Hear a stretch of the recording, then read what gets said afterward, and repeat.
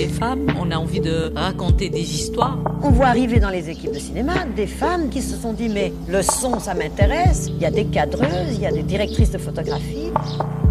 Offrir au monde tous ces récits manquants, toutes ces femmes, toutes nos mères, toutes ces femmes noires qui n'ont pas eu la parole. Il y a des filles à la régie, à l'administration. Et puis ensuite, elles ont été aussi souvent filmées par des hommes. Donc là, on ouvre une nouvelle page. Notre silence ne nous protégera pas. Et j'ai envie de dire ce soir que nous ne nous tairons plus. Vous vous en souvenez, c'était il y a pile poil 20 ans, le regard glacial de Meryl Streep, les remarques grinçantes d'Emily Blunt et la frange d'Anna Hathaway débarquaient sur nos écrans et allaient imprégner notre vie à tout jamais, avec Le diable s'habille en Prada. L'histoire d'une jeune journaliste ingénue qui débarque à New York et décroche le job de rêve, entre gros guillemets, devenir l'assistante de Miranda Priestly, directrice d'un prestigieux magazine de mode, Runway, calqué sur Anna Wintour et le magazine Vogue. 20 ans plus tard, le film est rentré dans la pop culture, Miranda Priestly est devenue le symbole ultime de la girl boss, et les studios rempilent avec une suite, parce que pourquoi s'arrêter en si bon chemin quand on peut faire plus d'argent ? Je suis Marianne Agier, et pour m'attaquer à ce film culte et à sa suite dans cet épisode de Sorociné, j'ai réuni autour de moi mon équipe de fashionistas, Noémie Atia, hello, Lisa Durand, coucou, et Victoria Fabi. Salut. On va décortiquer ensemble cette suite qui a été très annoncée, qui a été attendue avec impatience, mais aussi avec beaucoup de craintes. Mais je voudrais d'abord qu'on revienne sur ce qui a fait du diable s'habille en Prada un objet culte. Alors, on rembobine pour revenir en 2006. Miranda Priestly is the editor-in-chief of Runway. So you don't read Runway? No. Not to mention a legend. And before today, you'd never heard of me? No. You work a year for her and you can get a job at any magazine you want. You have no style or sense of fashion. No, that wasn't a question. You got a job at a fashion magazine? What was it, a phone interview? Who is that? Are we doing a before and after piece I don't know about? Les filles, pour commencer, je voudrais vous demander tout simplement quelle place a eu ce premier film dans votre vie. Victoria, tu veux commencer ? Ce film, c'était pour moi un lieu de rêve, les tours new-yorkaises à n'en plus finir, les cafés synonymes d'un travail passion faisant oublier le temps, ces plans iconiques sur les chaussures de Miranda Priestly sortant de ses voitures, et surtout la perspective de pouvoir aller là où on veut dans la vie, même si on ne rentre pas dans le moule. Avec le recul, le personnage d'Andy, ça fait vraiment d'une part le mythe du self-made man, mais aussi l'image de l'écrivain maudit mais passionné qui compte plus ses heures, de concept ultra-capitaliste finalement. Oui, le capitalisme dans ce film, on va en parler. Lisa ? Je suis assez d'accord avec ce qu'a dit Victoria. Moi, j'avoue, j'ai revu le film, j'ai fait mes devoirs en prépa de l'épisode et je l'ai revu avec ma petite sœur et en fait, on était choqués de se rendre compte qu'on connaissait encore le film sur le bout des doigts, notamment la VF qu'on a beaucoup vue. Et moi aussi, j'ai une relation très ambivalente au film que j'avais pas du tout quand j'étais pré-ado, où c'était une espèce de fantasme de journaliste de cinéma, hyper glamour, avec le relooking, de New York, ville, décor hyper fantasmé avec ce gros potentiel cinématographique qu'on a pu voir dans la fiction américaine ces 50 dernières années et surtout ça touchait à quelque chose de vraiment très fantasmé loin de nous, c'est-à-dire le monde impitoyable et intouchable de la mode et de la haute couture. Donc c'est comme ça toutes ces notions qui m'ont un petit peu fait rêver avec d'autres films des années 2000, ce qu'on a appelé des films adaptés d'une littérature pour filles ou d'une littérature pour poulettes, la chiclite. Et toi Noémie ? Moi, je partage assez ce ressenti. J'ai découvert le film aussi quand j'étais plus jeune, enfant, ado. Et moi, j'ai été vraiment fan de cet imaginaire new-yorkais, de la mode. Moi, quand j'étais petite, je voulais travailler dans la mode. Et c'était vraiment aussi un imaginaire qu'on nous promettait quand on était enfant.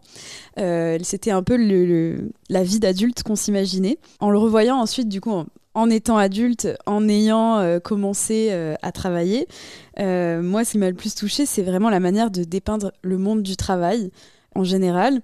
Et en fait, cette position vraiment de larbin qu'on a dans les premiers jobs qu'on occupe, avec une sorte de relation amour-haine au travail, une sensation aussi de pas du tout être au bon endroit, ou à l'endroit où on devrait être, à l'endroit où on s'imaginait qu'on serait, qui est le cas de Andy.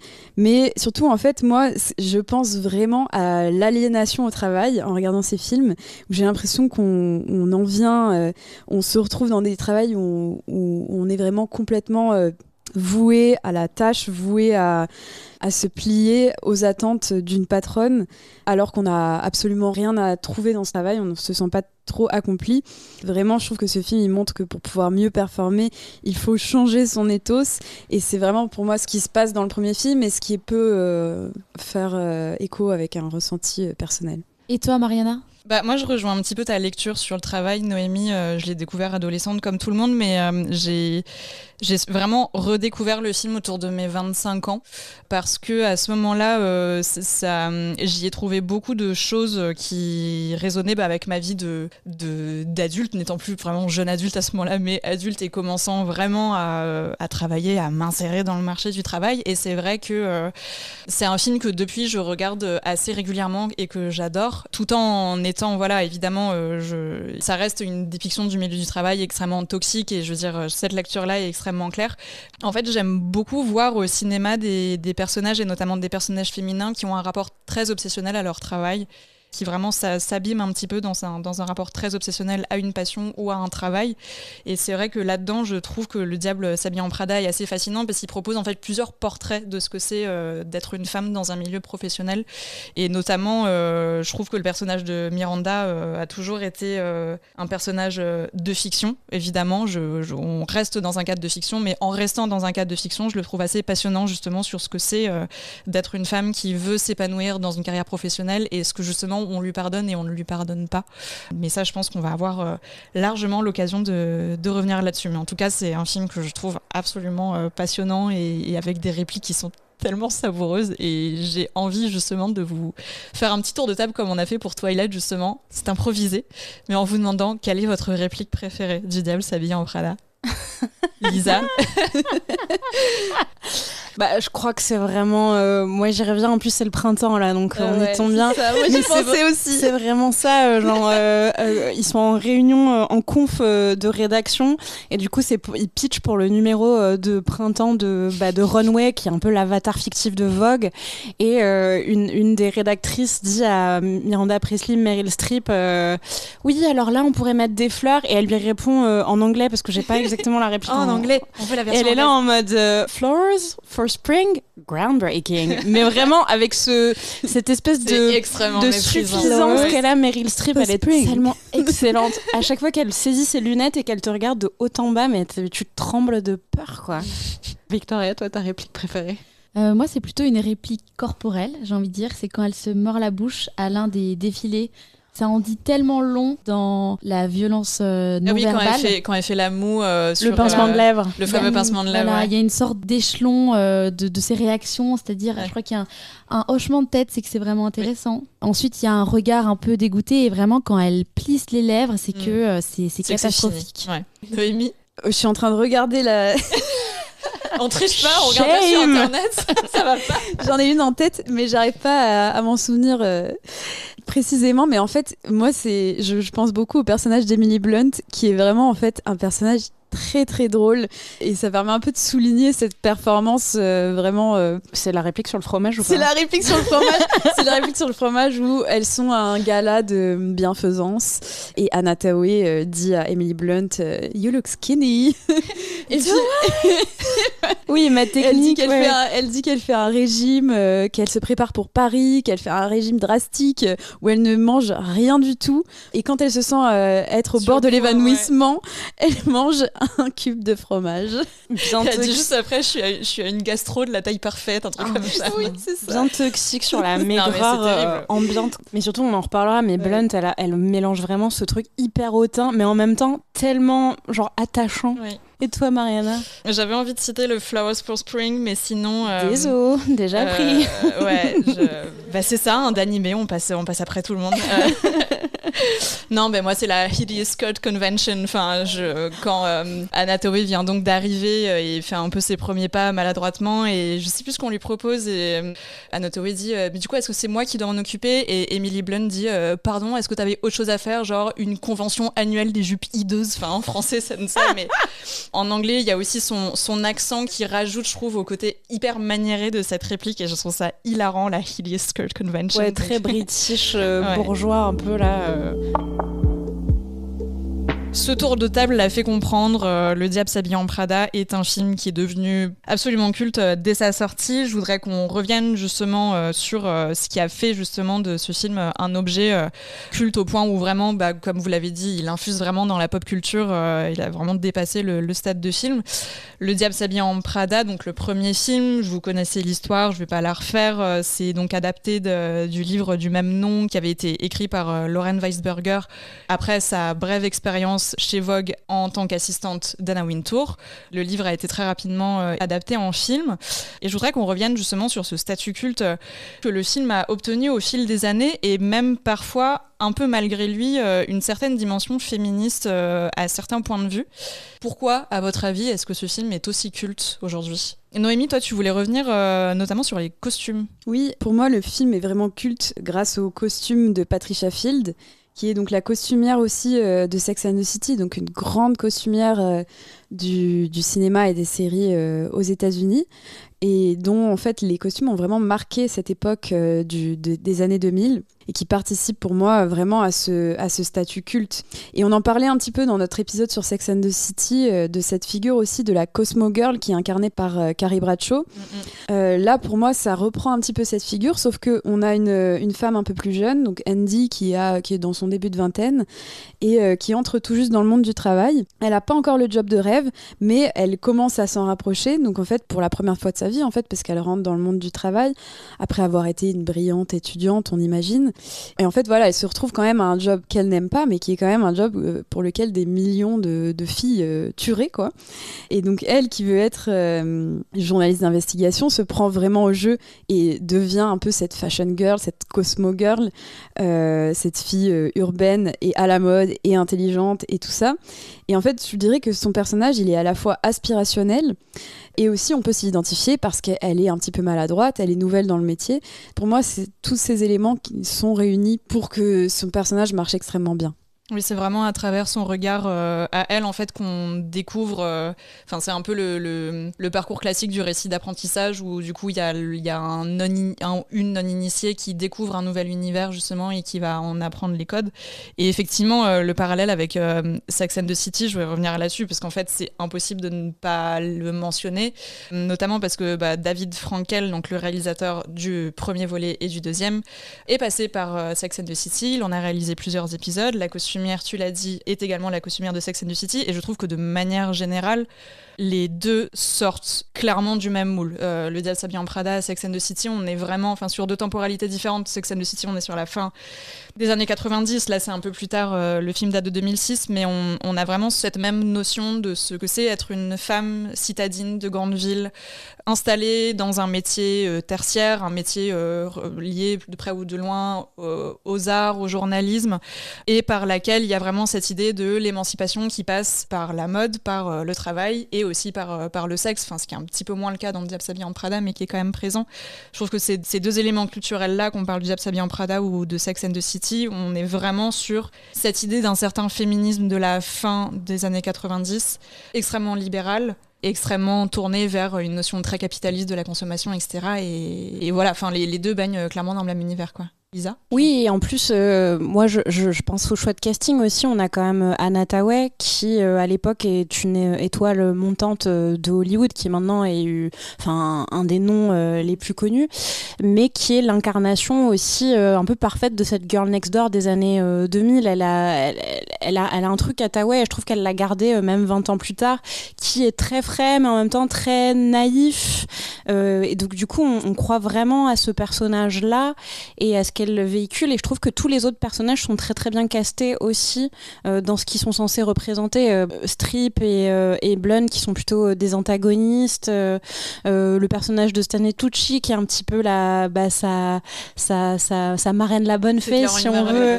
C'est clairement ça. On a quand même une séance de relooking qui est un truc aussi assez symptomatique du film des années 90, 2000 et aussi du teen movie où on est quand même en train de nous dire que Anna Thaoué elle est pas assez belle et qu'elle est trop grosse grosse et qu'elle correspond pas aux standards et aux canons de beauté d'Hollywood et de la mode, alors que... Après, c'est vrai qu'Anna Thaoué sortait de... Elle avait fait Journal d'une princesse quelques années avant. Oui. On avait déjà le même principe de... Elle est moche, elle a besoin d'un relooking. Anna Thaoué, elle a quand même passé une partie de sa carrière à se plier physiquement à ce qu'on voulait d'elle dans l'industrie hollywoodienne, et je pense que ce qui culmine à ça, c'est son premier Oscar avec Les Misérables. Victoria?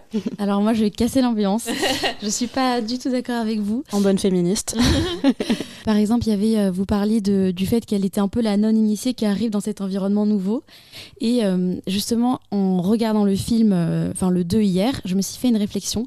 En cinéma, il y a ce principe de création où, par exemple, quand on veut donner la valeur d'un personnage, imaginez la Hit Girl, par exemple, ça va passer par des personnages secondaires qui vont la regarder, tout le monde va se retourner sur elle. Là, c'est un peu le principe inverse, du coup. On va attribuer une valeur péjorative au personnage d'Anna Hathaway, par exemple avec Nigel qui lui fait des réflexions sur son poids, etc. Mais en fait, je trouve ça assez malhonnête parce que Anna Hathaway, c'est une actrice qui est magnifique, qui est fraîche, comme tu dis, qui a une spontanéité, donc qui correspond vraiment aux standards de la féminité qui est recherchée dans les relations hétérosexuelles. C'est une femme qui s'adapte beaucoup et du coup, je trouvais ça déjà hyper malhonnête de l'employer. Et d'ailleurs, dans le 2, il y a cette scène où j'ai presque trouvé que le personnage de Anna Hathaway était pick me, même si j'ai du mal avec cette expression qui, je trouve, est misogyne. Mais donc c'est quand elle va à la soirée dans les Uptons et qu'elle dit bonjour à tout le monde, il y a quelque chose de très sociable, de très états-unien aussi dans la manière de s'exprimer. Et en fait, je trouve qu'on fait croire que la fille n'a rien pour être dans ce milieu-là, alors qu'en fait, tout est là. Elle est belle, elle est intelligente, elle est sociable, elle s'adapte et surtout, elle rentre dans la hiérarchie. Mais alors justement, moi c'est la principale question que je voulais poser sur ce rapport à Anna Hathaway qui de manière générale englobe la question du traitement du corps dans Le Diable s'habille en Prada. C'est justement, le film a été très souvent commenté sur le fait que on lui dit qu'elle est grosse, on lui dit qu'elle fait du 38, du 40 alors qu'elle devrait faire du 34, enfin bref. Est-ce que justement il n'y a pas une sorte de mise à distance du film? Moi j'ai quand même l'impression que le film reste extrêmement cynique sur le fait que justement Emily Blunt qui dit je suis à une gastro d'avoir la taille parfaite, c'est quand même extrêmement comique et pour moi il y a quand même une certaine mise à distance. Je dis pas dans le sens où c'est caricatural parce que bon nombre de témoignages sur les gens qui travaillent dans la mode ont dit que justement Le Diable s'habille en Prada avait un côté quasi documentaire justement sur la question du traitement des corps. En revanche sur la question de la réalisation et de l'écriture de ces répliques-là, moi j'ai quand même l'impression qu'il y a justement quelque chose de très comique, une immense ironie sur la manière de justement caster Anna Hathaway qui est une bombe pour justement en faire la smart fat girl comme l'appelle Meryl Streep à un moment dans le film. Oui, enfin moi ça j'entends et je trouve que justement les répliques du film qu'on a beaucoup citées sont assez piquantes là-dessus et je comprends la mise à distance, mais là où j'ai un petit peu où ça me questionne, c'est que le film s'inscrit quand même dans cette veine du cinéma, je trouve des années 90 et 2000 où on a où on nous a fait croire que des actrices comme Kate Winslet par exemple dans Titanic ou Renée Zellweger dans Bridget Jones qui elle aussi est journaliste étaient des filles grosses, célibataires pour certaines et pas du tout des objectifs à atteindre, exactement, et pas du tout désirables sur des aspects sociaux différents. Et j'ai l'impression que quand même Andy, elle s'inscrit là-dedans parce qu'il y a cette transformation qui est faite, elle est acceptée, vous parliez d'initiation, par tout ce microcosme-là de runway et de la mode, parce qu'à un moment, elle décide quand même de changer et elle se prend quand même au jeu assez fort, ça devient presque un miroir déformant jusqu'à la fin de ce premier film où finalement c'est quand même l'héroïne, elle est quand même droite dans ses bottes, elle a quand même une morale, c'est quand même je mets 36 guillemets, une vraie journaliste sérieuse, et puis la mode c'est quand même assez futile et donc finalement elle atteint son objectif, elle a eu ce qu'elle voulait, elle a survécu à Miranda Priestly et finalement elle se défait quasiment de tout ce qu'elle a appris de son relooking en tout cas, même si elle est pas exactement la femme qu'elle était au début, elle reste quand même très trendy à la fin quand tu la vois sur l'image de fin. Il y a quand même un truc d'apprentissage dans le sens où ça l'a profondément changé. Ouais, ça la transforme. Moi, je suis pas sûre que la fin du film se conclue sur le fait que ça reste un monde futile et des codes. Je trouve que justement, il y a une vraie notion d'apprentissage et justement le fameux monologue de Meryl Streep sur le bleu céruléen, pour moi, remet les points sur les i là-dessus en la mettant un peu face à son propre comportement, en disant en fait toi tu te prends pour quelqu'un qui considère ce monde comme futile alors que justement blablabla ça crée des emplois, etc. Enfin, on est la raison pour laquelle t'as acheté ce pull moche. Clairement, en fait, on est beaucoup je raccourcis. plus présent dans ta vie que ce que tu ne penses. Ouais, mais au final, elle, malgré tout ce qu'elle a appris, elle se défait elle jette quand même son téléphone sur la place de la Concorde. C'est peut-être le move de démission le plus stylé de l'histoire du cinéma, d'ailleurs. Hein. Elle est tellement chic. Avec son Blackberry, là. Finalement, elle dévie pas de ce qu'elle s'était promis. Certes, la personne n'est plus la même, ça, je dirais pas le contraire. Mais elle se remet dans ce journalisme... j'aime pas le mot futile, mais oui, je trouve qu'elle considère quand même la mode pas comme sa première occupation, même si dans ce deuxième film elle revient où elle est journaliste d'investigation et elle se re-rentre dans le moule, comme vous disiez tout à l'heure, de Runway sans grand problème, et elle a les bons codes cette fois-ci. Mais je pense qu'il y a aussi quelque chose quand même dans le premier film, une réalisation pour moi de quand on rentre sur le marché du travail, qui est le job pour toi, le job parfait, le job auquel tu t'attendais n'existe pas. Et si tu veux réussir à faire ton travail, si tu veux réussir à faire des choses, t'es obligé de te plier à des choses auxquelles tu n'avais pas pensé, que tu ne connais pas. Et pour moi, c'est un peu la métaphore, le fait qu'elle arrive dans ce monde de la mode. Bon, après, moi, j'ai vraiment extrapolé le film, mais je pense que elle arrive dans un endroit où, qu'elle méprise, et elle se rend compte que, en fait, elle est pas du tout équipée. Mais en fait, pour moi, justement dans le deuxième, c'est beaucoup plus facile parce que maintenant, en fait, elle sait que un travail, c'est pas moi, c'est pas ce que je veux, c'est pas c'est du compromis avec tes propres attentes aussi. En fait, je suis d'accord avec toi, et c'est là où moi j'ai beaucoup apprécié le film par rapport à la relation qu'on a nous au travail aujourd'hui. C'est sur cette espèce de désillusion un peu constante par rapport aux attentes qu'on a, et au fait qu'en fait c'est des milieux qui fonctionnent avec des normes qu'on n'a pas forcément anticipées. Alors je dis pas forcément que c'est une bonne chose, et je dis pas que le film le traite forcément de la bonne manière, mais qu'en tout cas il y a cette notion de désillusion effectivement que je trouvais très réussie moi dans ce film. Moi je suis pas forcément d'accord avec vous. En fait je trouve que le film il est vicieux parce qu'il est à la fois fictionnel, tu disais tout à l'heure c'est une fiction, et c'est vrai quand on regarde le 1 c'est totalement un monde, c'est aseptisé, c'est pas du tout il y a un décalage entre les comportements, les pics cyniques dont tu parlais tout à l'heure. Enfin, c'est comme si ces pics n'entraient pas vraiment dans la matière, quoi. On voit pas vraiment les conséquences toxiques sur les employés, par exemple. Et en même temps, comme tu le disais, il y a quelque chose de presque documentaire. Et je trouve que c'est là où le film est assez vicieux, c'est qu'en fait on peut pas vraiment le rattacher à une réalité matérielle et concrète pour amorcer un changement. Et je trouve que c'est pour ça que moi je dirais que c'est plutôt une usurpation féministe. Une femme accède à un poste de pouvoir, elle se hisse en haut de la hiérarchie sans pour autant remettre en cause le système, et donc on va penser que c'est féministe. Mais moi je trouve que ce film idéalise quand même énormément cette industrie toxique, et qu'il y a même une idéalisation de la précarité du métier de journaliste. Oui, c'est un certain féminisme très à la femme puissante, entre guillemets. Enfin, c'est le féminisme libéral qu'on connaît aujourd'hui. Ouais, pour moi, c'est pas tant un film féministe que plus un film sur l'empowerment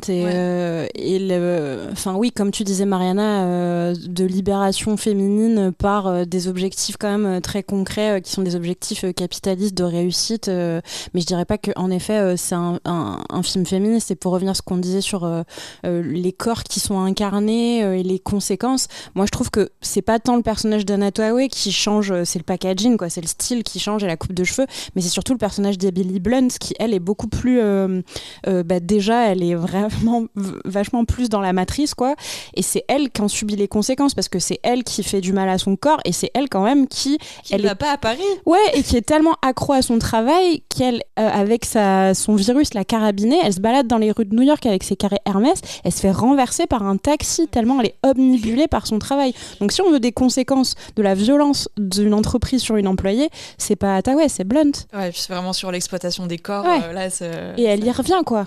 Et elle y revient parce qu'à la fin, elle est là, son pied dans le plâtre, sa jupe de couturier, et à la remplaçante d'Hathaway lui dit ah ben voilà, t'as des chaussures hyper grandes à occuper, quoi, parce que la fille qui était là avant toi, elle était géniale. Enfin, et presque, on voudrait que le personnage de Blunt se soit bien fait pour elle. Ce qui lui arrive. Le film est un peu vicieux, moi je trouve, ce que tu disais, Victoria, est un peu vicieux là-dessus, parce qu'on se dit, ouais, mais c'est un peu une mean girl, donc au final, elle l'a mérité, parce que c'est pas elle l'héroïne, c'est pas elle la Blanche Colombe. Il y a un truc très retors, quoi, sur ce film-là. Ou alors peut-être que ça peut aussi vouloir dire que peu importe la passion et l'énergie complète et totale que tu mets dans ton travail ne va pas te le rendre en fait. Et peut-être que la nouvelle qui est arrivée 5 minutes avant va tout rafler et va prendre ta place à Paris. Après, moi j'ai l'impression que dans ces métiers de la culture, de la mode, du cinéma, c'est des métiers qui peuvent se ressembler sur ce côté métier-passion en fait. Moi je trouve ça intéressant de montrer ces métiers-là et vraiment cette relation amour-haine en fait de quelqu'un. Bon, Anna Thaoué, elle s'en fiche un peu. Elle a pas trop envie d'être là-dedans, elle se prend au jeu le temps d'un film et c'est terminé. Mais les autres, c'est toute leur vie en fait. Moi je trouve ça intéressant en fait, contrairement à Sex and the City où finalement on les voit pas trop travailler. On a un petit peu Miranda. Ouais, on les voit pas beaucoup travailler. Vraiment si on travaillait comme dans Sex and the City. La workaholic c'est Miranda et encore voilà, c'est pas et vraiment... encore on l'a puni. Enfin je vais pas relancer le débat mais là au contraire je trouve qu'il y a un aspect un peu plus réaliste où je pense que dans la société dans laquelle on est, beaucoup des films dont le personnage principal sont des femmes, le sujet c'est les relations amoureuses, le sujet c'est l'amour. Là sur ce film le sujet c'est le travail et moi je trouve ça extrêmement intéressant aussi de rentrer dans cette psyché de personnes complètement aveuglée par son travail, complètement passionnée et consacrée à ça. Ça, je trouve que pour un film adapté d'un roman de chick lit, comme tu disais, Lisa, d'un film léger, d'un film pop, moi je trouve cet objet vraiment très singulier pour ça et je pense que c'est pour ça aussi qu'il est culte. C'est un des rares films qui aborde ça, cette question-là du travail frontalement vraiment. Et justement, il y a un sujet qu'il faut qu'on aborde frontalement, c'est la figure de Miranda Priestly, donc jouée par Meryl Streep, qui est un peu l'origine. Alors non, ça existait déjà dans des films avant, mais qui est devenue un peu l'incarnation ultime de la girl boss au cinéma. Victoria, tu voulais réagir là-dessus ? Oui, c'était aussi pour rebondir par rapport à ce que tu disais, Noémie, sur les relations romantiques, parce que certes, on voit des femmes travailler, mais on comprend aussi que Miranda, je trouve que dans la manière dont est écrit le film, on comprend que Miranda nourrit ce regret de ne pas avoir été présente dans sa vie familiale, que ce soit avec son ex ou avec ses 2 filles. Et c'est quand même... Je suis pas d'accord, mais je te laisse finir. Je trouve que c'est quand même quelque chose qui existe et qu'elle a fait ce choix-là, elle est déterminée dans cette trajectoire, mais c'est quand même quelque chose qui existe dans l'écriture, je trouve. Alors, moi, justement, et c'est le point le plus intéressant du film, je trouve, moi, j'ai pas tant l'impression que Miranda regrette de ne pas passer du temps avec ses filles, c'est plutôt que j'ai l'impression qu'on ne lui pardonne pas d'avoir fait passer sa carrière en premier et que justement, en fait, chose qu'on ne reprocherait pas à un homme, la question du double standard par rapport aux carrières, aux aspirations professionnelles, pour le coup, c'est un sujet que le film aborde assez frontalement. Et le fait que ces mariages sont présentés comme des échecs, elle a son mari dans le film la quitte pendant l'histoire.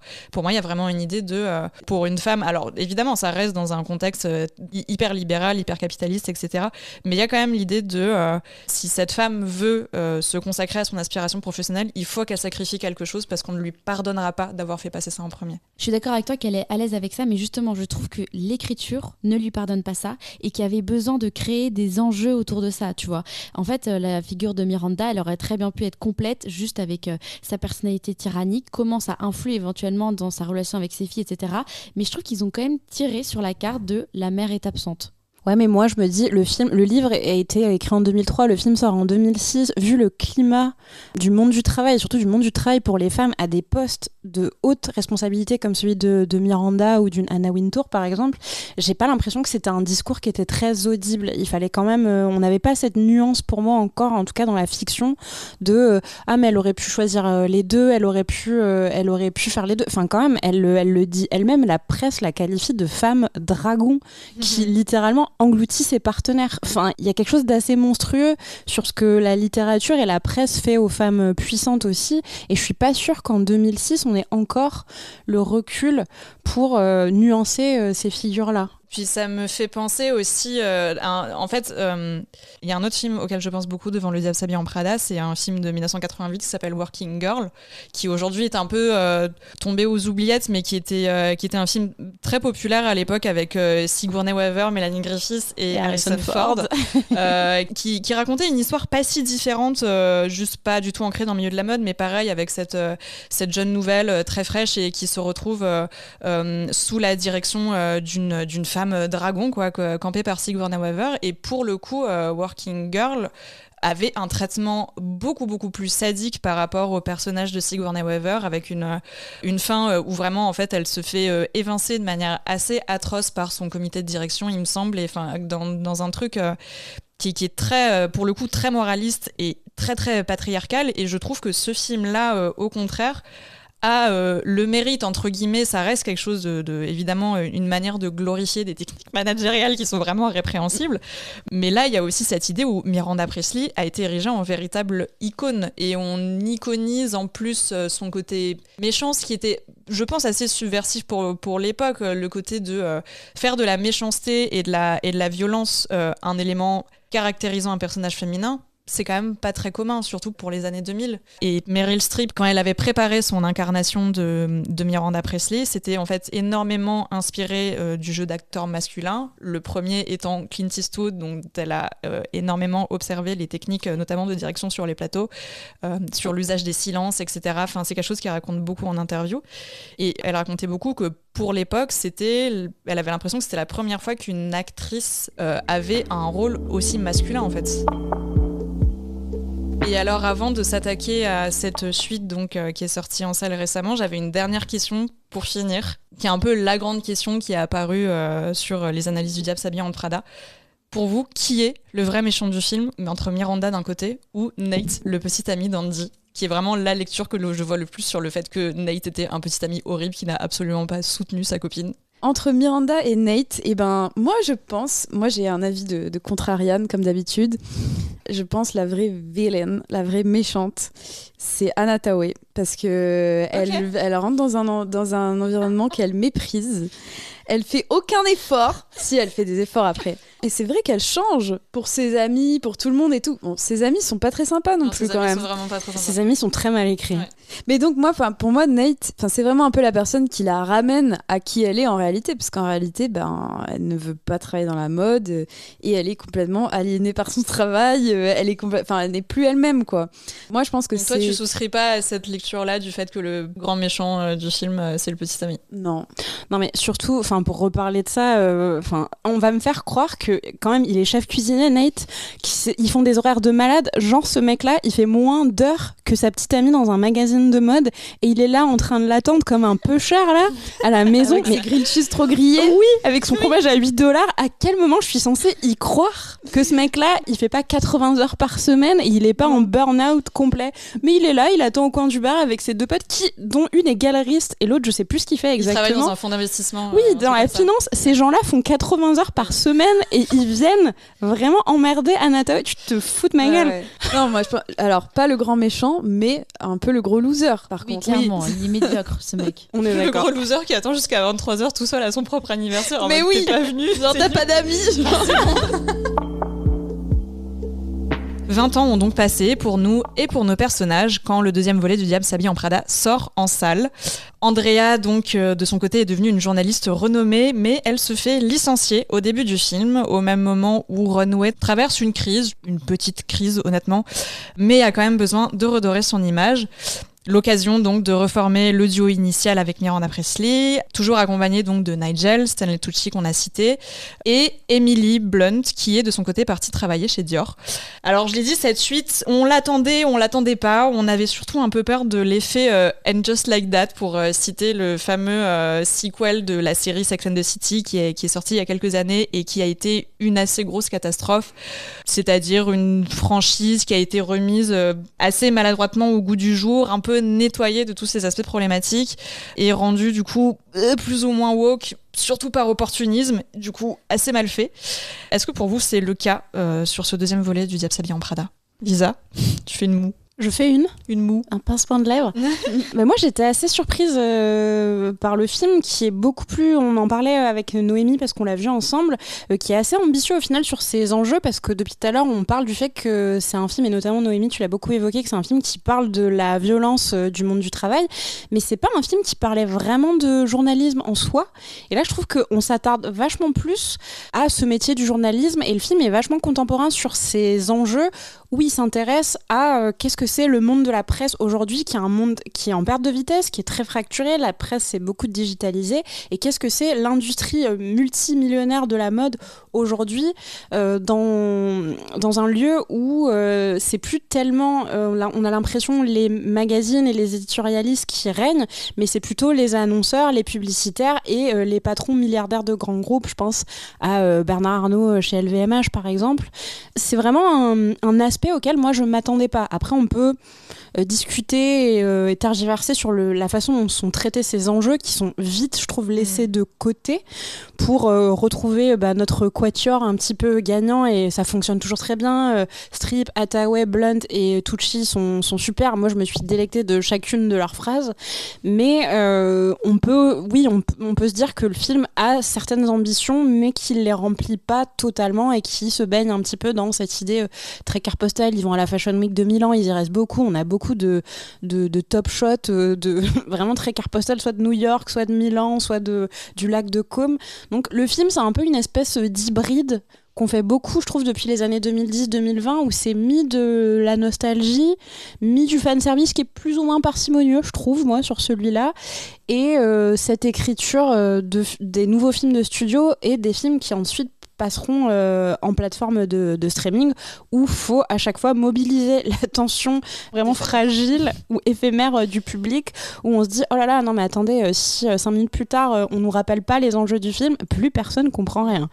Donc moi après je trouve que le film s'en sort pas trop mal, mais je sais pas ce que vous en pensez. Je suis d'accord. Alors honnêtement, j'y allais avec zéro attente parce que Dieu sait qu'aujourd'hui, les sequels ou reboots de films cultes de nos adolescences font légion et sont très souvent assez médiocres. Donc certes, la barre des attentes était très très basse, ce qui n'est pas forcément bon signe ni forcément un bon angle d'attaque pour faire une critique, mais j'ai été assez agréablement surprise comme toi Lisa.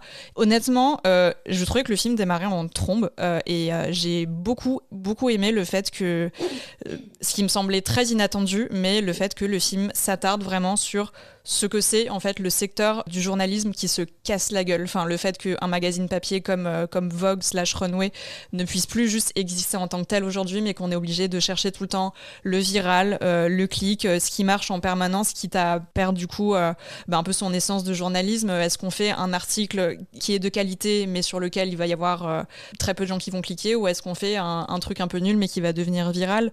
Et le fait que justement les liens entre le journalisme et la mode soient aussi ténus dans le film, aussi financièrement liés. En fait, c'est un film qui parle beaucoup d'argent et moi, j'ai beaucoup apprécié ça, en fait, parce que justement, le premier film de Diable s'habille en Prada a ce côté très, très glossy, très merveilleux, qui fait que, voilà, la question de l'argent n'est jamais mentionnée. Et à ce propos, je voulais faire une petite recommandation lecture, qui est le livre de Giulia Mencitieri, Le plus beau métier du monde, qui est le résultat d'une thèse, en fait, qu'elle a menée sur le milieu de la mode. Et au sein duquel il y a notamment cette idée que l'argent en fait est un peu un tabou parce que les travailleuses et les travailleurs de la mode sont extrêmement précaires et la question de l'argent est une question sale qu'on n'aborde jamais et que c'est un milieu qui fonctionne énormément à la gratification symbolique, à la reconnaissance symbolique, la reconnaissance sociale, mais pas forcément, voire très peu, à la rémunération financière. Ce qui n'est pas très loin d'ailleurs des métiers du cinéma. Et en fait, pareil, et de la culture. Et de la culture de manière générale. Et c'est vrai que ça m'a fait très plaisir de voir un film qui parle aussi frontalement du fait que financièrement, en fait, le journalisme est étroitement lié à besoin de la mode, de la même manière que le cinéma aujourd'hui est aussi étroitement lié au milieu de la mode. Et au-delà de la mode, qu'il a besoin de la publicité. Même on le voit en cinéma, par exemple, sur des grands événements comme c'est bientôt le Festival de Cannes. Les annonceurs de Festival de Cannes, c'est des grands noms comme le groupe L'Oréal, comme Magnum, les plages Schweppes, tout est lié. Oui, voilà, le fait que, effectivement, c'est des choses qui sont. Je suis d'accord sur le fait que c'est expédié assez rapidement parce qu'après on rentre dans des péripéties un peu plus classiques du film. Mais le fait que voilà, on parle spécifiquement ce que c'est que d'avoir besoin d'un certain nombre de pages d'annonceurs, par exemple, dans la version papier, c'est un moment qui est assez long dans le film. On parle beaucoup de salaire. C'est des détails, mais que moi j'ai beaucoup aimé en fait le fait que justement on ne soit plus dans ce côté un peu la mode, c'est merveilleux. Il y a ce côté très fascinant, mais concrètement en fait, ce qui est fascinant ne paye pas le loyer et on a aussi besoin d'argent tout simplement quoi. Amen, sister. Oui, puis en fait, moi je trouve un truc vraiment pas mal dans le film, c'est un petit peu un optimisme sur le fait que oui, parfois le bon contenu, le bon journalisme que ramène donc du coup Andy, le personnage d'Anna Thaoué, à Runway, qu'elle est embauchée en fait pour ça, en fait pour raviver en quelque sorte la section reportage. Où à un moment, je me rappelle d'un dialogue où justement on débat sur que faire pour qu'il y ait du clic, est-ce qu'il faut faire quelque chose qui soit dans la tendance, et c'est frustrant parce que quand on fait quelque chose d'intéressant ça ne marche pas, et un personnage, il me semble que c'est l'assistante d'Anna Thaoué qui dit peut-être qu'on peut essayer de faire les deux, et en fait je trouve que c'est vraiment des questions qui se posent aujourd'hui où justement en fait la plupart des médias, y compris Eurociné, reposent beaucoup sur leur présence sur les réseaux sociaux et donc sur des algorithmes, et comment en fait réconcilier les deux, en fait, comment adopter ces codes-là qui n'ont rien à voir avec la qualité du contenu, très souvent, mais comment quand même les adopter pour se faire voir, pour que notre contenu qualitatif soit vu, et parler en fait des sections reportages dans les magazines. Je pense que justement les magazines de mode, c'est très souvent relégué à c'est des magazines, c'est que des photos, c'est pour les meufs et tout. Je pense que c'est quand même aussi un truc qu'on oublie, et que il y a quand même des vrais journalistes qui travaillent chez Vogue et dans tous les magazines, dans toute la presse féminine, quoi, voilà, même si c'est très pris d'assaut par les publicitaires. Pour revenir sur le côté attente sur le film, moi aussi, comme toi Mariana, j'avais zéro attente, vraiment mes attentes étaient en dessous du sol. Et en fait, je pense que moi, ma plus grande peur, en fait, c'était comment aborder en fait les questions d'aujourd'hui. Donc, en sortant de la thématique du journalisme, mais plutôt en pensant aux questions. Enfin, comment aborder le wokisme entre gros guillemets, mais qui est vraiment la question de tous ces films. C'est la question de tous ces sequels, honnêtement. C'est la Gen Z. Comment leur parler, quoi. Et qui cherchent à se racheter une réputation parce qu'ils ont pris conscience du monde dans lequel s'inscrivait leur film original, et essaye de se racheter, et qui est vraiment un naufrage absolu dans And Just Like That. Là, en fait, moi j'ai trouvé, je sais pas si, en tout cas moi c'est le premier film que je vois qui aborde cette question sans que tous les personnages ne cherchent à se racheter, en fait. Miranda, elle ne cherche pas à devenir woke.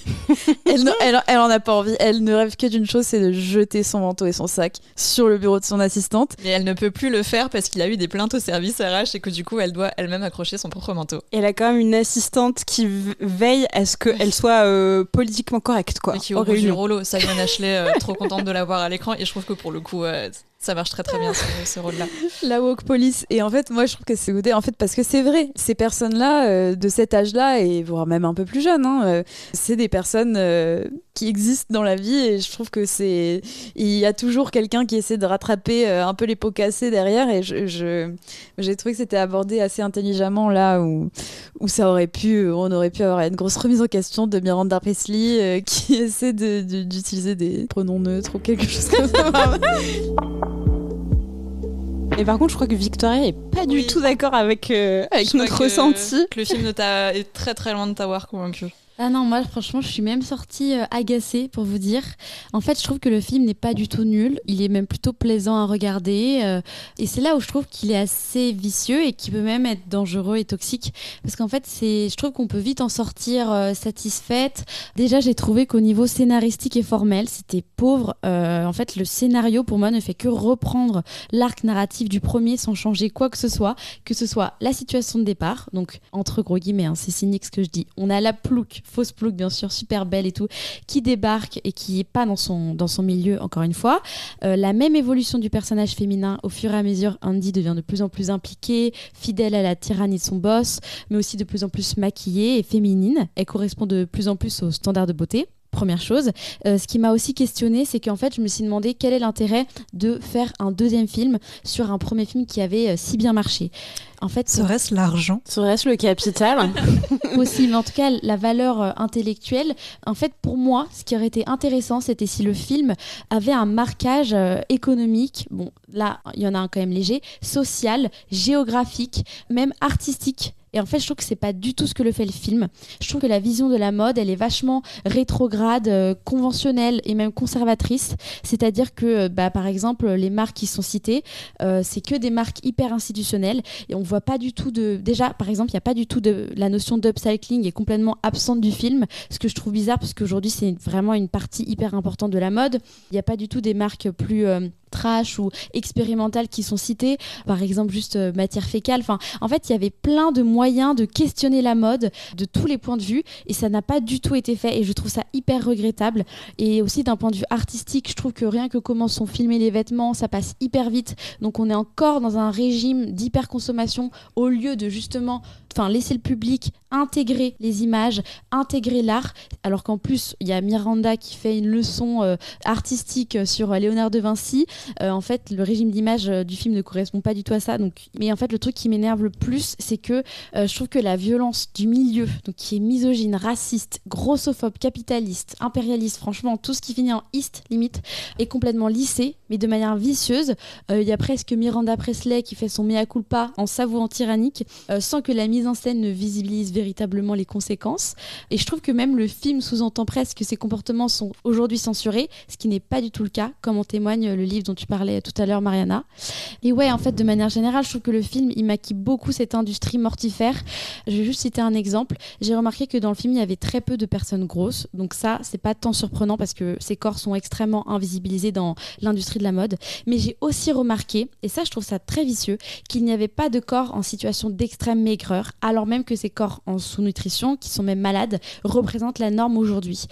Tout simplement parce qu'en fait, s'ils montraient ces corps, c'était forcément sous un angle critique, et parce que sinon ce serait pas passé, et manifestement c'est pas quelque chose qu'ils avaient envie de faire.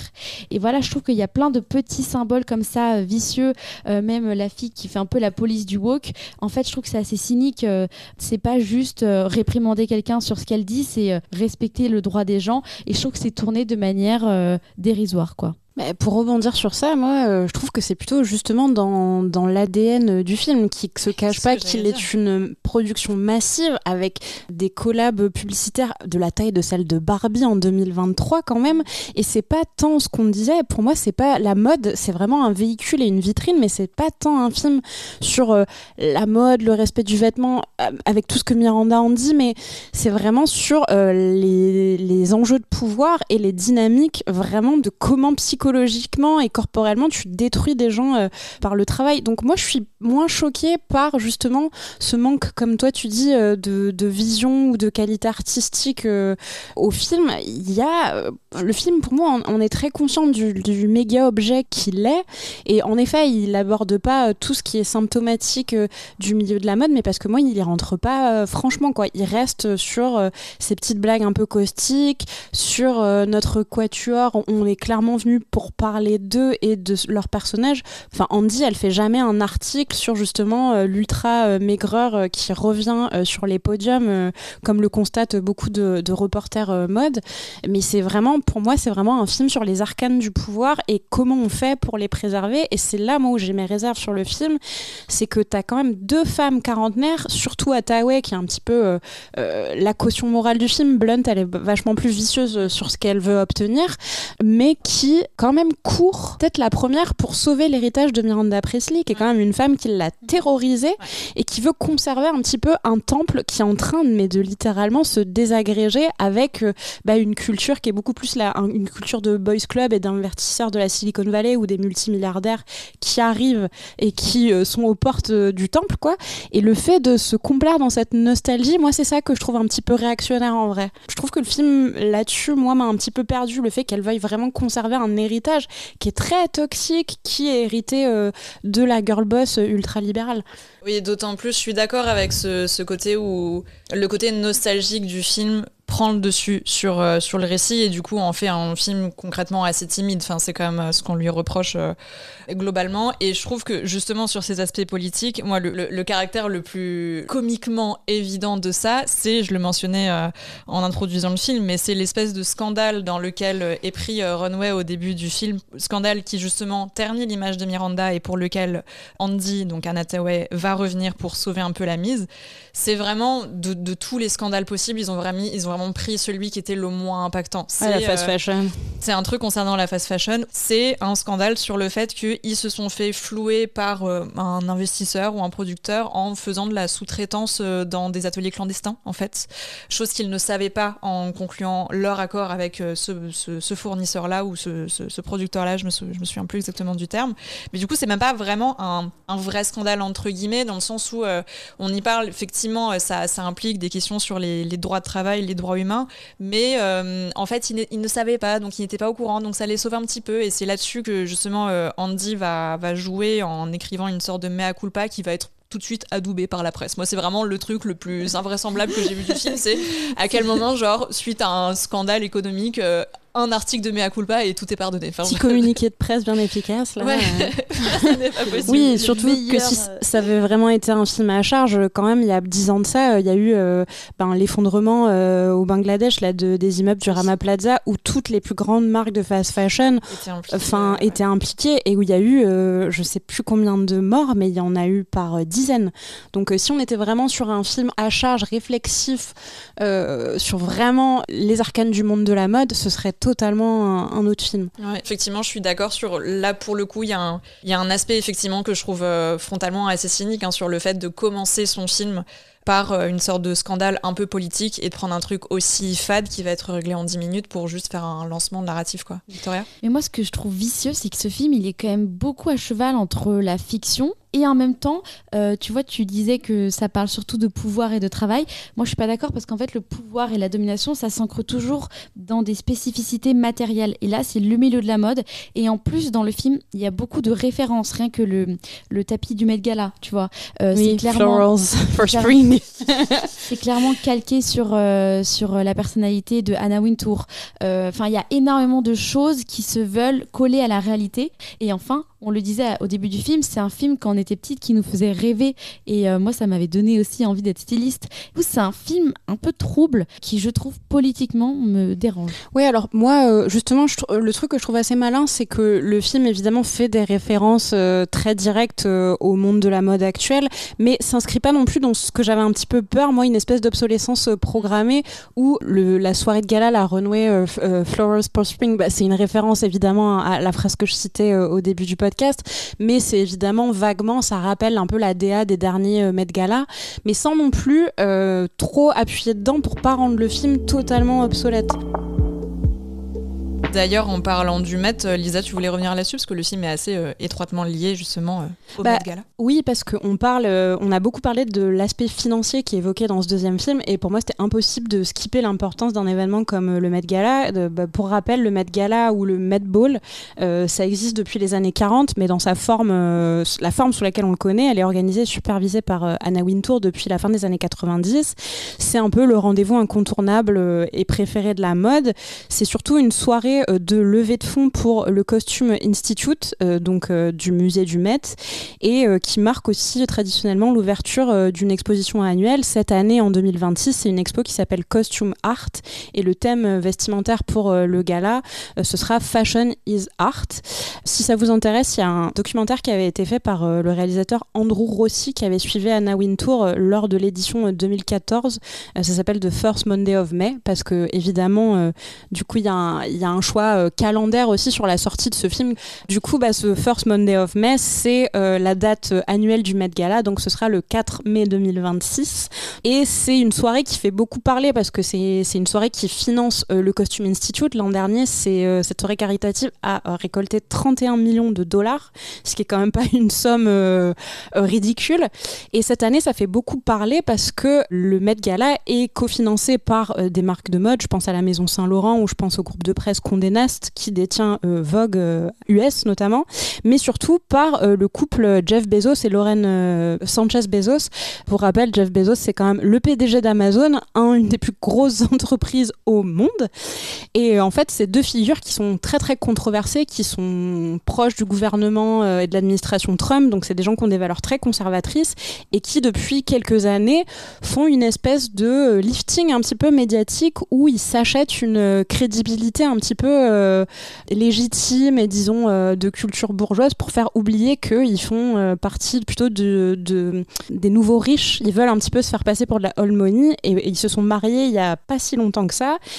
Et à l'occasion de ça, Vogue a fait quand même sa couverture digitale sur la future mariée, donc Madame Bezos. Et donc les liens, en tout cas, entre financier et mode sont plus étroits que jamais, parce que eux, clairement, ce qu'ils veulent s'acheter avec Vogue, avec l'héritage de Vogue, l'héritage du Met, c'est une vitrine acceptable, alors que c'est des gens qui, on voit très bien la façon dont sont traités les employés d'Amazon de par le monde. On va pas dire qu'au niveau code du travail, ils soient hyper éthiques. Donc moi, je trouvais ça intéressant quand même de mentionner leur contribution cette année qui est très controversée à ce grand événement, même si c'est pas les premiers, c'est pas les derniers, mais en tout cas dans l'époque dans laquelle on est, avec un retour massif quand même des politiques fascistes à travers le monde et notamment venant des États-Unis, avoir un couple qui est aussi proche de Trump et qui veut autant être comme ça un objet de pop culture et un objet lisse, ça pose quand même question, quoi. Donc voilà, c'était mon petit point Met Gala. Mais moi, je trouve ça assez brillant quand même de niveau publicitaire de sortir le film au moment où c'est la plus grande soirée de la mode. Évidemment que tout le monde va en parler, évidemment qu'on va faire des comparaisons. J'ai une dernière question pour conclure nos avis sur ce deuxième volet.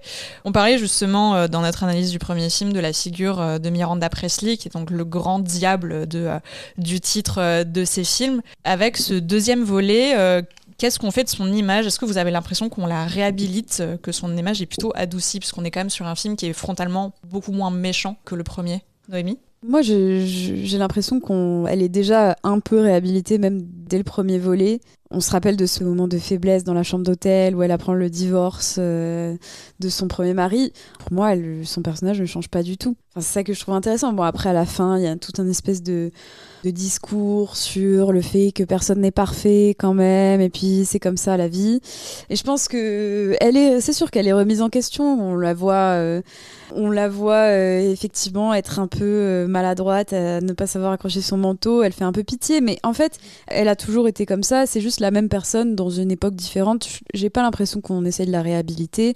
En revanche, ce que je trouve vraiment la chose qui traverse, c'est que ça reste une femme ambitieuse, une femme inébranlable, une femme qui va tout faire pour garder sa place et pour garder le pouvoir. Et c'est un peu la même histoire que dans le premier. En fait, c'est sa place qui est mise en jeu les deux fois. Et en fait, c'est status quo, quoi. Pour moi, rien ne change. Moi, ce qui me fascine avec ce personnage, c'est son omniscience quand même. Parce que par deux fois, elle est quand même très au courant de tout ce qui joue derrière elle. Elle sait déjouer tous les plans. Et ça, c'est assez fou de créer ce personnage qui est presque plus fort. C'est un Deus ex machina à elle toute seule, quoi. À chaque fois, à 20 ans d'écart, je suis assez impressionnée par ça. Moi, je nuancerais un petit peu plus quand même parce qu'on la retrouve, je sais pas à quel mariage on en est, mais elle s'est trouvée un nouveau compagnon qui jouait dans un quatuor, enfin, c'est un musicien. Et elle a l'air d'avoir un mariage un peu plus harmonieux parce que lui n'a pas du tout les ambitions, ne marche pas du tout sur ses plates-bandes. Donc elle a l'air quand même dans sa vie personnelle plus apaisée. La séquence dont on parlait dans les Hamptons, qui est un peu, je comprends pas cette séquence où elle est là et Miranda Presley, elle est en jean et en basket. Je pensais jamais voir ça. Elle est à l'aise chez elle dans une cuisine et elle est en train de parler à Andy comme si c'était c'est ça, comme si c'était sa bonne copine. Et derrière, une fois qu'on a quitté ce foyer qu'on pensait pas revoir, qui est pas non plus son appartement new-yorkais qui ressemble un peu à une forteresse, elle redevient cette femme pas manipulatrice mais très ambitieuse et très tatillonne en tout cas sur tout ce qu'elle touche. Mais moi je trouve que c'est un personnage qui reste en tout cas assez fascinant, alors que les personnages de Blunt et d'Hathaway, moi, m'ont vraiment énervé et je les trouve un petit peu plus pitoyables de vouloir s'accrocher à tout prix à la gloire passée ou non de cette femme, et à vouloir que littéralement, c'est presque une momie nicheuse, quoi, que maman leur dise mais c'est bien ce que t'as fait, regarde ton boulot chez Dior, c'est super, bah oui t'es une journaliste legit maintenant, c'est insupportable d'avoir 2 quarantenaires accomplis, quand même s'accrocher à l'approbation de cette femme qui, quand elle recroise Andy, elle ne sait même plus qui elle est, je ne sais pas si elle blague ou pas. Bien sûr qu'elle fait semblant, mais oui elle fait semblant. Ah non, pour moi elle fait pas semblant. Moi j'y crois, hein. Je veux dire, Le Diable s'habille en Prada, le premier film, ça c'est quoi ? C'est 6 mois dans une vie. Il y a 20 ans qui se sont passés. Elle en a vu des vertes et des pas mûres, Miranda. Donc, je pense, honnêtement, je crois à l'idée que juste à partir du moment où cette femme est partie pour un autre boulot, life goes on, et effectivement, elle se souvient pas à ce moment-là, parmi la multitude de gens qu'elle a croisés, qui c'était, quoi. Ouais, mais en même temps, je pense qu'il y a quand même aussi un truc d'apparence, où pour maintenir l'apparence, pour maintenir ça... Il faut être détaché, c'est comme pour le dating, en fait. Ouais. C'est ça. Miranda, ce fuckboy.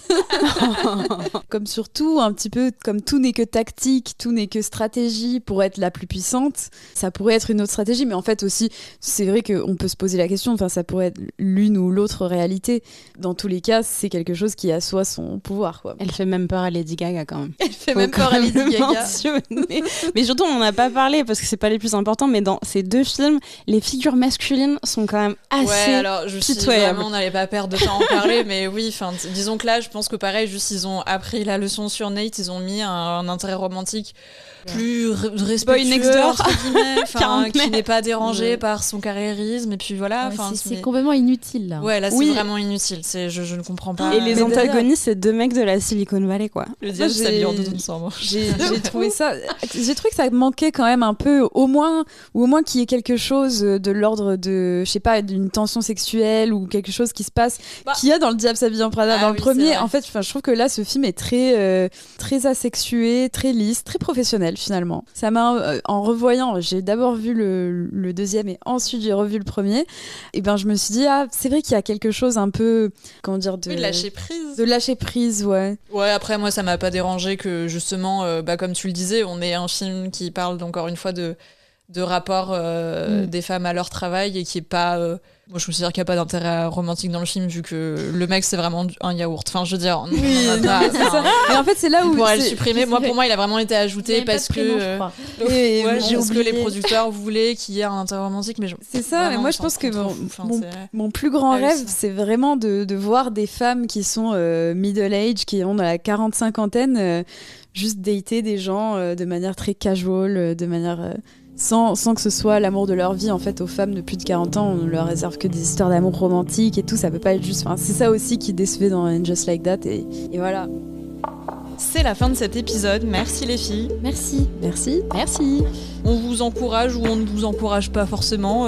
Quel est le bilan ? À aller voir Le Diable s'habille en Prada 2 au cinéma, en salle depuis donc ce 29 avril. Moi, j'ai été fan-servicée. Le film remplit cet objectif. On upcycle le pull bleu céruléen d'Andy. Moi aussi, j'ai passé un très bon moment. On a beaucoup ri avec Noémie, donc moi je le conseille. Faites-vous votre propre opinion et on revient s'en parler dans nos DM. N'hésitez pas à nous dire en commentaire ce que vous en avez pensé. Si cet épisode vous a plu, n'hésitez pas à nous laisser 5 étoiles sur votre plateforme d'écoute préférée et un petit commentaire. Ça nous fait toujours très plaisir de vous lire. De notre côté, on se prépare à poser nos valises au Festival de Cannes, pour lequel on vous prépare quelques petites surprises, donc restez connectés sur notre site, nos réseaux sociaux et sur vos plateformes d'écoute pour découvrir en direct ou presque nos coups de cœur et nos coups de gueule de cette édition. À bientôt!